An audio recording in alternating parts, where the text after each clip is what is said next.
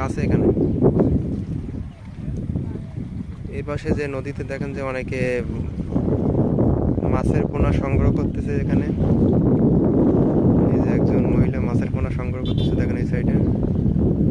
এখানে শুধু মহিলা না পুরুষ সবাই এখানে মাছের পোনা এই যে মাছ ধরতেছে দেখেন এই সাইডে। এই যে পার্ক মতো আছে বললাম না, এখানে সবাই এই যে বিকেলের টাইমে এখানে ঘুরতে আসে। এখানে সবাই ঘুরতে আসে বিকেলের টাইমে এখানে।